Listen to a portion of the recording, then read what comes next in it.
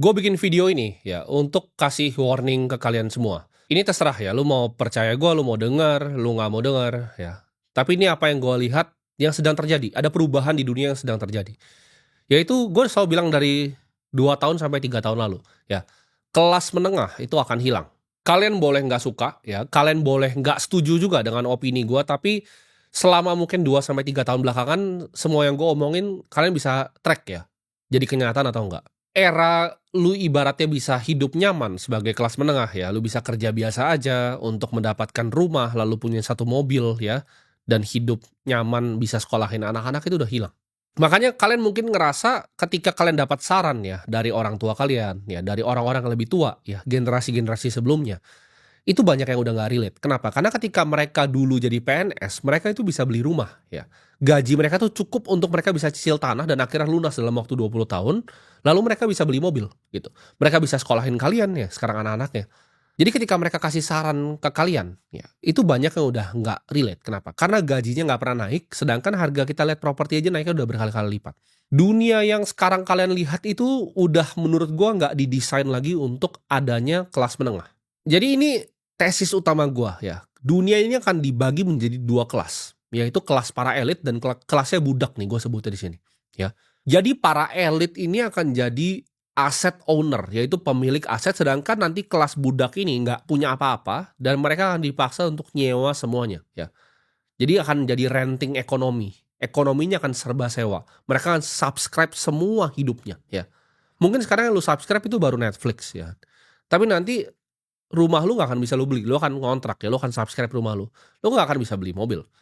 Lu akan subscribe nanti ride hailing services ya. Nanti Gojek dan Grab ke depannya lu akan subscribe gitu. Bahkan untuk jadi drivernya aja kemungkinan untuk bisa jadi driver lu harus subscribe lagi, lu harus bayar lagi harian atau bayar bulanan. Karena ini tren yang udah terjadi ya, kalau kita lihat di misalnya ride hailing di Cina yang sangat kompetitif, akhirnya mereka punya driver, itu mereka harus subscribe untuk premium lagi. Kenapa? Karena kompetisi banyak sekali yang mau jadi driver. Ketika zaman dulu gue cerita orang tua kalian PNS bisa beli rumah, sekarang lu bekerja di SCBD aja, lu beli apartemen studio ya, yang bukan yang one bedroom. Studio aja lu udah nggak mampu beli sekarang. Dunia secara fundamental berubah karena kita lihat ya secara prinsip ekonomi ya, return on capital yaitu return on asset. Ketika lu beli aset lu dapat return. Itu lebih besar dibanding pertumbuhan ekonominya sendiri. Artinya apa? Pemilik aset yaitu owner, para elit ini akan selalu diuntungkan dari ekonomi orang-orang yang subscribe ini.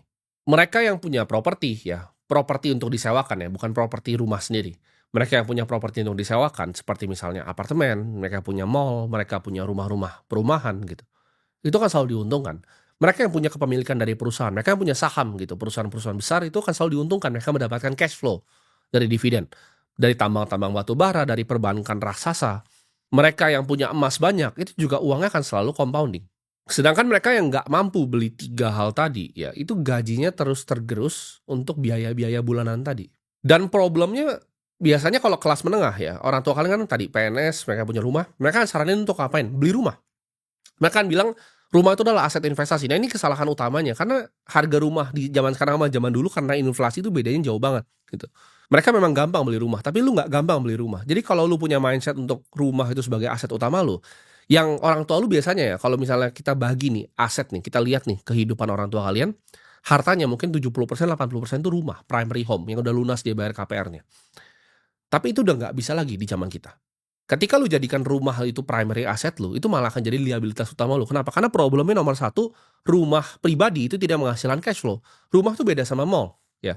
Rumah itu beda sama rumah yang lu sewakan ke orang lain. Sedangkan para pemilik perusahaan, ya, para pemilik kita sebutnya ekuitas di sini, equity, itu asetnya bisa bertumbuh 8-12% per tahun. Jadi akan ketinggalan terus para kelas menengah ini yang tadinya di tengah, dia akan turun, dia akan turun, dia akan turun dan jadi kelas yang di bawah. Nah problemnya kenapa ya, kalau kalian tanya, kita mikir prinsip pertama, first principle, kenapa sih kelas menengah ini harus hilang? Karena adanya revolusi AI sekarang ya. Kita lihat juga Trump baru bikin council-nya kan, council AI dengan Jensen Huang dan macam-macam. Kenapa ini akan hilang? Kayak gue pribadi, gue sebagai pemilik perusahaan, gue untuk hiring karyawan tuh gue sekarang susah banget. Maksudnya gue udah nggak mau untuk hiring karyawan. Kenapa? Karena kalau dulu gue butuh financial analyst misalnya, untuk bantu gue analisa perusahaan-perusahaan, bantu gue analisa market gitu. Itu gue butuh ada orang gitu untuk bisa ngelakuin misalnya Excel financial modeling. Tapi problemnya apa dengan AI sekarang? Zaman sekarang ya, bahkan gua kerja itu lebih banyak dibanding dulu. Kenapa? Karena gua rasa kerja zaman sekarang lebih enak untuk gua pribadi, ya. Jadi ketika gua tidur, kalau tidak ada 2 agent yang running untuk melakukan analisa, gua ngerasa gua sedang buang-buang waktu tidur gua, ya. Jadi yang gua lakukan adalah agent gua suruh, "Oke, bikin modeling tentang perusahaan ini, gua pengen lihat." Lu bedah, lu bikin komparatif analisisnya segala macam, gua suruh dia research, gua tinggal tidur, ya. 2, 3 jam dia kerja, gua bangun pagi-pagi gua udah lihat, nah hasilnya ini. Mereka nggak punya ego, mereka cuma disuruh, mereka nggak punya otak sendiri itu untuk menentang. Jadi gue nggak butuh financial analyst lagi sekarang, ya. Gue tinggal bikin agent aja. Lalu gue suruh tiap kali gue tidur, "Oke, lu analisa ini." Bangun pagi gue udah lihat. Itu jauh lebih enak untuk gue. Nah, ini zaman dulu nggak ada, gitu. Makanya dibutuhkan kelas menengah ini. Ketika ini yang nggak dibutuhkan, nah problemnya itu akan dihilangkan kelasnya. Kenapa yang di bawah gue bilang tadi nggak dihilangkan? Karena ini masih belum bisa diganti, ya karena mereka butuh fisik. Untuk lu nganterin makanan dari datang ke mall dan nganter ke rumah lu itu butuh fisik. Sedangkan untuk ganti fisik ini dibutuhkan robotik gitu. Dibutuhkan humanoid robot yang sekarang belum sampai teknologinya. Jadi justru yang digantikan tuh adalah kelas menengah. Gue udah bilang ya, yang duduk di depan komputer akan lebih gampang digantikan dibanding driver. Kenapa? Karena pekerjaannya sebenarnya non fisik, pekerjaan yang menggunakan otak, tangan ngetik di komputer. Itu semua udah bisa digantikan dengan agentic AI. Jadi kalau kita lihat agenda besarnya adalah mereka mau separasi ini, kelas ini jadi yang tadi working class banget dan juga kelas para elit. Dan kalau kita lihat sekarang kebanyakan kelas menengah itu bukan punya aset ya. Kalian bisa survei aja teman-teman kalian yang kelas menengah, itu kebanyakan hidupnya itu berhutang. Jadi mereka kelihatan oke nih, oke mereka punya rumah yang 4 miliar misalnya. Tapi rumah 4 miliar itu mereka baru bayar sekitar mungkin 800 juta, sisanya masih KPR. Jadi kalau kita lihat neraca kehidupannya ya, hidup orang ini kita bagi nih jadi balance sheet kan neraca gitu ya. Yang kita bisa perhatikan adalah kebanyakan mereka itu punyanya liabilitas bukan aset. Jadi hidupnya itu hidup berhutang. Dan ini kepercayaan gue, ketika lu berhutang, ya lu berhutang untuk beli rumah, lu berhutang untuk beli mobil, lu berhutang untuk sekedar yang lebih gila lagi, beli-beli baju begitu. Akibatnya adalah apa? Lu jadi budak kepada orang yang ngutangin lu. Ya itu prinsip dari hutang. Ketika lu ngutang sama orang, lu jadi budaknya antara lu dan yang hutangin itu. Ini juga lifestyle yang dipopulerkan kita lihat sejak global financial crisis ya di 2008. Dibikin tren gitu. Hutang untuk konsumerisme itu penipuan terbesar dunia menurut gua. Lu diajarin ngutang untuk travel, lu diajarin ngutang untuk gaya hidup, lu diajarin ngutang untuk beli handphone. Kalau kita ngomong di Amerika, Amerika udah lebih parah lagi karena adanya apa? Student loan. Jadi lu untuk bisa kuliah gitu. Untuk lu bisa kuliah, lu harus ngapain? Lu nggak mampu untuk bayar, lu harus ngutang untuk bayar. Indonesia belum nyampe di situ. Cuman gue udah bilang nih dari 3 tahun lalu, student loan akan ada by 2030 ya. Akan marak student loan di Indonesia. Ya, nanti ada lembaga-lembaganya yang akan lending kalian. Oh, lu mau di kampus A, lu mau di kampus B, lu mau di kampus C, lu nggak bisa bayar kan? Lu ngutang dulu ya untuk bayar, untuk janji S1 lu ini bisa dapat kerja. Ya, nanti ini akan ada hubungannya yang gue ngomongin di belakang. Ini udah agenda global gitu. Ini agendanya bukan agenda level nasional, bukan agenda yang kalian lihat. Ini agendanya agenda global. Dan ketika itu terjadi, kelas menengahnya akan makin kehimpit lagi. Karena mereka ngutangnya udah bukan rumah. Ya, rumah is one thing, rumah lu bisa jual, lu bisa ambil equity dari dalam keluar lagi. Tapi ketika lu ngutangnya untuk belajar quote on quote, lu ngutang untuk ngambil sebuah ijazah yang belum tentu bisa dipakai, itu jadi problem. Ini akan nyambung dengan gue lihat fenomena treadmill kredensial namanya ya. Maksudnya apa? Kalian tahu treadmill kan lari kan? Tapi lari di tempat gitu kan. Tapi tentang kredensial. Contohnya gini, ketika perusahaan zaman dulu ya, misalnya data entry yang gampang gitu. Itu anak level SMK zaman dulu ya 10 tahun lalu itu bisa kerja di situ untuk data entry ya. Atau misalnya bookkeeping ya, pembukuan. Ini kita nggak ngomong accountant kayak di PwC dan segala macam. Ini bookkeeping gitu. Bookkeeping yang sederhana itu anak SMK bisa kerjain sebenarnya. Cuman sekarang untuk lu bisa melakukan bookkeeping yang sederhana, lu harus S1 akuntansi. Nah, kedepannya ini akan jadi treadmill ternaik. Yang tadinya SMK, sekarang minimal S1. Nah, yang tadinya minimal S1, ya itu akan nanti diminta master, diminta S2. Contoh, misalnya data visualisasi, ini bisanya S1 ya zaman dulu. Kedepannya ini akan, lu harus ambil S2 dulu. Ya lu student loan untuk ambil S2 untuk bisa ngambil pekerjaan ini. Itu treadmill kredensial dan itu bahaya. Itu belum terjadi di negara ini, tapi gue percaya negara ini selalu telat 5 sampai 10 tahun dari negara-negara lain. Itu udah terjadi di Cina, udah terjadi di Amerika, udah terjadi di India. Tinggal tunggu terjadi di mana? Indonesia. Kalau kita lihat bahkan instansi-instansi paling elit di dunia, ya kita lihat misalnya education empire paling bergengsi di dunia, itu semua apa sih? Itu semua cuman elit social networking, bukan untuk belajar. Untuk kalian bisa networking dengan orang-orang yang anak dari orang kaya, anak dari pejabat, dari berbagai macam mancanegara. Nah, dan ada faktor menurut gua faktor krusial ya, kenapa kelas menengah ini juga akan ditekan. Karena gini, backbone dari kelas menengah itu bukan cuma sekedar kaum pekerja, tapi kaum pengusaha kecil ya. Zaman dulu kalau kalian lihat yang bikin-bikin toko ya kan, kita lihat di ITC dimanapun orang-orang punya toko ini banyak yang bisa akhirnya jadi kelas menengah. Mereka orang tuanya berdagang, rajin dagang selama 30 tahun, punya customer base yang loyal, mereka misalnya jualan toko elektronik, bisa sekolahin anaknya di tempat yang oke, mereka bisa punya rumah sederhana, mereka bisa punya mobil.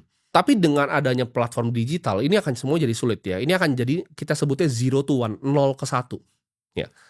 Ketika terjadi monopoli seperti ini, apa yang terjadi? Ya, orang yang punya toko nomor satu elektronik di Tokopedia dan Shopee itu omsetnya nggak bisa dibandingin sama yang punya toko zaman dulu, gitu. Kayak zaman gue pernah sempat jualan baterai juga gitu kan, zaman BlackBerry dulu. Itu gue bisa ngambil gitu dari sana. Sekarang itu arbitrase seperti itu udah nggak ada lagi. Semuanya akan dimonopoli sama satu toko yang paling besar omsetnya yang dia bisa neken semua toko lain dengan harga. Ya, jadi pemenangnya cuma 1-2 toko sekarang. Dulu itu bisa ada 100, ada 1000 tokonya. Orang bisa dibagi berdasarkan zonasi gitu. Kayak contoh ya, misalnya kita ngomongin, toko kelontong gitu kan, toko kelontong bisa ada banyak tempat. Sekarang misalnya ada pemain besar gitu, kayak Mister DIY gitu, masuk dia kan, punya funding dari luar negeri, punya funding dari bursa juga, dia punya capital yang besar, dia jual semua barang, dia impor gede-gede bulk dari Cina, dijual murah. Akibatnya apa? Kompetisinya hilang, dan ini akan bunuh semua nih, usaha pengusaha kecil nih mati semuanya rata. Jadi akan ada sebagian kecil perusahaan yang ngambil semua margin keuntungannya. Ya, yang pengusaha kecil ini gimana? Mati, ya. Mereka mati, mereka terpaksa ngapain? Harus makan dong, mereka akan kerja lagi di sistem yang tadi, ya. Treadmill kredensial lagi segala macam. Dan secara sejarah, ini penting banget untuk kalian belajar sejarah juga. Kenapa? Karena kelas menengah ini adalah kelas yang baru, ya.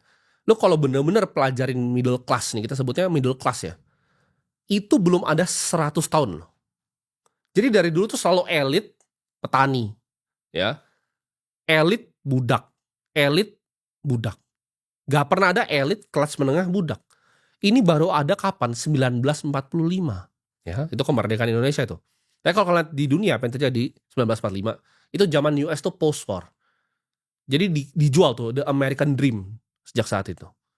Orang pindah ke Amerika jadi imigran di sana, bisa kerja gajinya lumayan tinggi, punya rumah segala macam. Ini konsep yang baru banget ya, teman-teman. Energi itu waktu itu murah ya. Banyak demand untuk rekonstruksi. Jadi kan dunia habis hancur. Jadi dari dulu dunia ini selalu bekerja di separasi yang ekstrim antara elit dan juga budak. Dan dunia itu menurut gua agendanya mereka mau bawa dunia ke era itu lagi. Mereka nggak mau ada kelas menengah.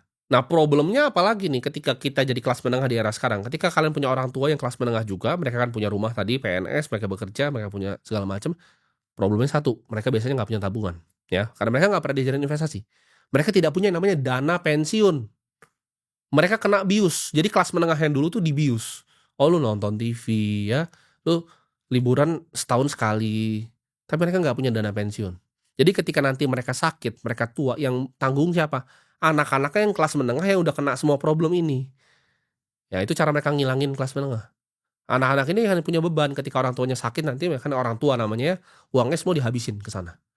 Ketika uangnya habis, masa depannya dia juga udah habis, orang tuanya habis itu meninggal, anaknya gimana? Hutang biaya rumah sakit, hutang rumahnya sendiri, hutang mobil. Akhirnya orang yang berhutang terus udah nggak punya duit apa? Stres. Makanya jadi gila habis. Jadi anaknya akan turun tuh dari tadi hidupnya lahir di kelas menengah, anaknya akan jadi kelas yang di bawah. Dan anaknya dia akan spiral. Habis itu kemiskinan struktural, turun terus.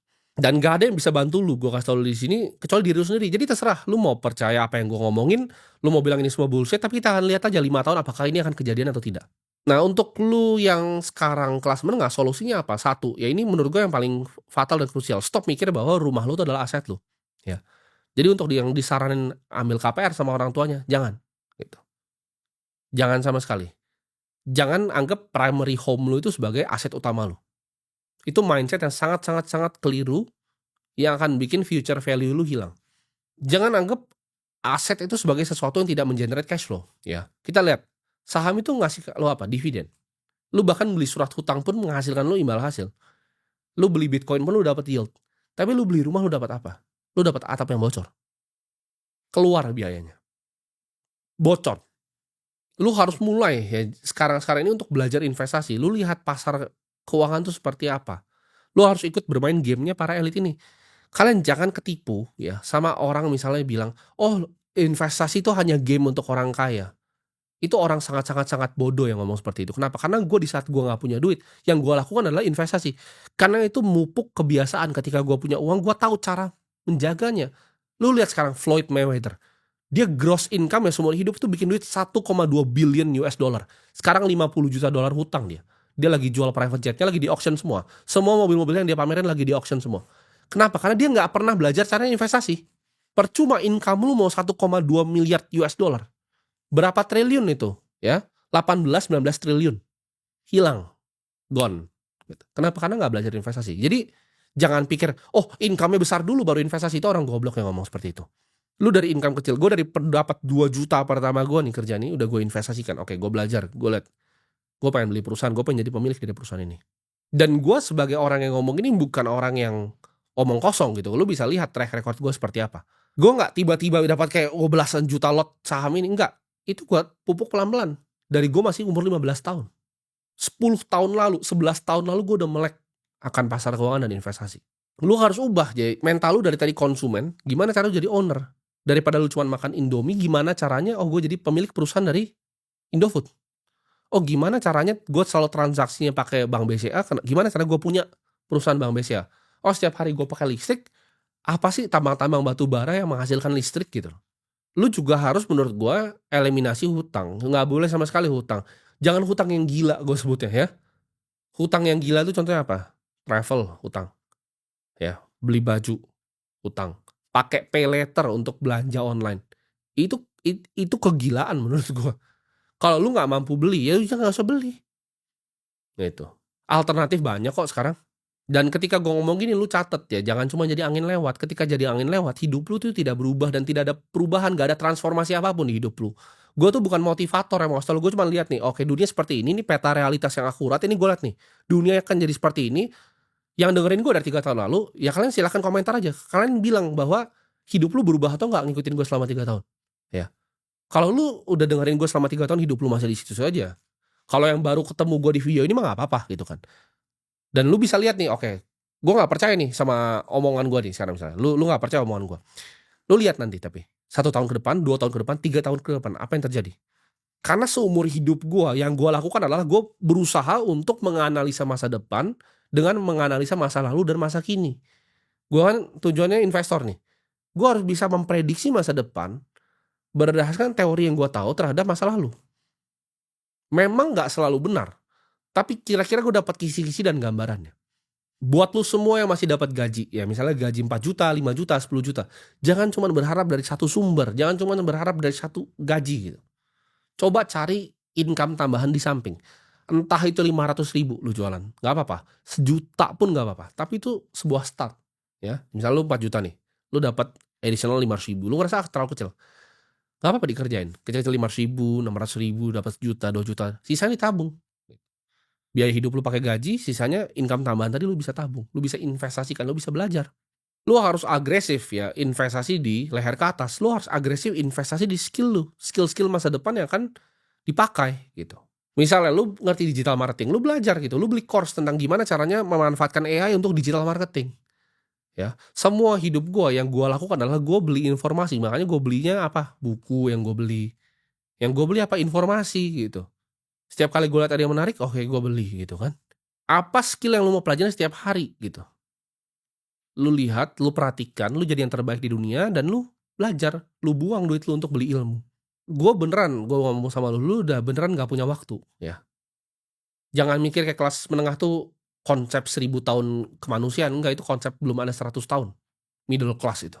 Circle sosial lu harus pikir ulang ya. Gue bukan berarti gue bilang lu jauhin semua temen lu. Tapi lu pikir ulang, kenapa? Karena ketika lu bergaul dengan orang-orang yang sama yang mau bertumbuh, lu akan jadi orang yang mau bertumbuh. Hati-hati dengan siapa yang lu dengerin. lu harus cari mentor. Siapa yang kira-kira udah jalanin hidup yang lu mau, dan lu bisa ikutin gitu loh. Apa kata omongan dia, jangan lu tersesat gitu loh. Lu ikutin A, ikutin B, ikutin C, jadi buyar. Ketika gue pilih mentor, oke, mentor gue adalah Warren Buffett. Gue ngeliat dia, gue pelajari, ya gue telan ilmunya, gue telah ilmunya, gue praktekkan. Setiap kali gue ketemu mentor gue, yang event di Indonesia, ketika gue ketemu, gue tanya praktikal gitu. Oke, Pak, ini menurut Bapak, saya seperti ini, gimana nih solusinya? Di bisnis saya seperti ini, investasi saya di sini. Bisa dibenerin di mana? Oh, ada opportunity itu di mana? Dan gue pilihnya nggak banyak-banyak, gue nggak A, B, C, D, E, F, G kayak orang-orang. Gitu. Lu dengerin satu ya nonton satu gitu. Gue dengerin Warren Buffett ya gue paling dengerin partner gitu, Charlie Munger.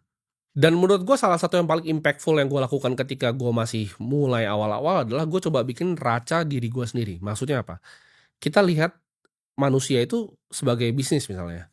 Itu ada neracanya ya. Jadi ada balance sheet namanya kalau dalam bahasa Inggris. Neraca itu apa? Oh, aset gue tuh apa aja gitu. Oh, gue punya uang di rekening bank sekian ya. Gue punya mobil, gue punya motor, gue punya ini, gue punya ini. Oke, hutangnya apa nih? Gue punya KPR nih segini nih, gede banget nih. Ya. Gue punya cicilan segini. Nah, baru lu lihat gitu loh.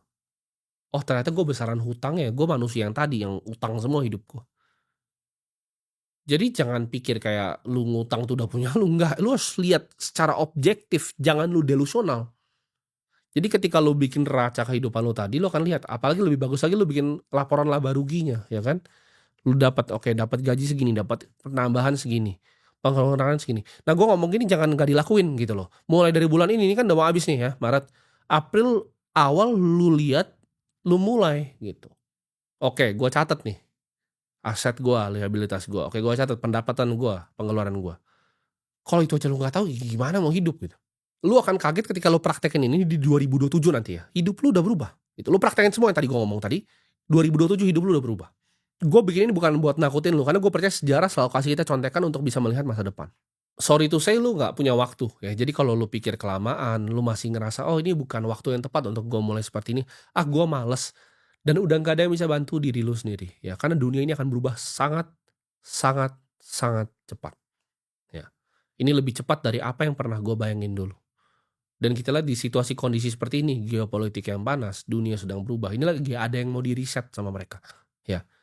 Para elit ini mau ngeriset dunia, ya, dan mereka mungkin nggak suka, ya, ketika kelas-kelas menengah ini dikasih tahu seperti ini. Karena mereka maunya mereka sendiri, ya, dan lu semua tuh di bawah. Itu agenda global, ya. You will own nothing and be happy, gitu. Itu yang mereka gaungkan terus, ya. Semua yang mereka lakukan, gitu. Semua yang mereka lakukan yang lu pikir itu adalah, oh ini adalah kejahatan kemanusiaan segala macam. Semua yang mereka lakukan tuh ada agendanya, ada tujuannya, ya. Dan ketika lu bisa lihat peta realitas yang objektif, lo jadi tahu, oke, tujuan ini buat ngilangin kelas menengah. Gue sebagai kelas menengah sekarang, apa yang harus gue lakukan untuk bisa naik? Apa yang gue harus lakukan at least buat nggak turun ke bawah, ya. Tadi udah gue kasih outline tuh, jadi jelas, petanya udah jelas, lu tinggal jalanin, ya. Jadi semoga lu semua yang nonton ini nggak ketarik jadi kelas yang budak di bawah, ya. Gue bikin video ini karena gue peduli sama kalian, bukan untuk nakut-nakutin kalian.